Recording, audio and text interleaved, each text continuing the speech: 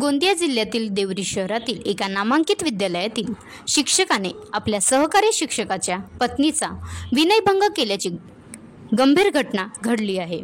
या प्रकरणी देवरी पोलीस ठाण्यात आरोपी शिक्षक प्रकाश परशुरामकर यांच्या विरुद्ध गुन्हा दाखल करण्यात आला आहे। सदर पीडित महिला अनुसूचित जातीची असल्याने या प्रकरणात भारतीय दंड संहितेच्या संबंधित कलमाव्यतिरिक्त अनुसूचित जाती जमाती अत्याचार प्रतिबंधक कायद्याअंतर्गत ॲट्रॉसिटी कायदा देखील कलमवाढ करण्यात आली आहे। त्यामुळे या प्रकरणाचा पुढील तपास उपविभागीय पोलीस अधिकारी विवेक पाटील करीत आहेत। घटनाक्रम संबंधित शिक्षकाने आपल्या सहकारी शिक्षकाच्या पत्नीशी गैरवर्तन केले अशी तक्रार देवरी पोलीस ठाण्यात दाखल करण्यात आली।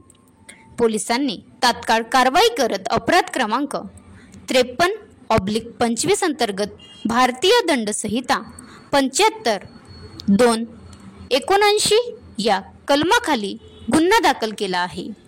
परंतु पीडित महिला अनुसूचित जातीची असल्याने या प्रकरणात ॲट्रॉसिटी कायद्यानुसार कलमवाढ करण्यात आली।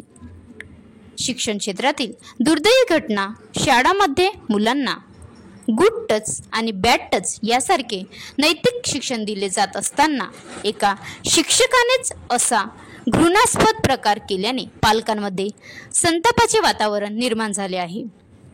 शिक्षक हा विद्यार्थ्यांसाठी आदर्श असावा, पण अशा घटनांमुळे शिक्षण क्षेत्राला कलंक लागतो अशी भावना स्थानिक नागरिक आणि पालकांनी व्यक्त केली आहे।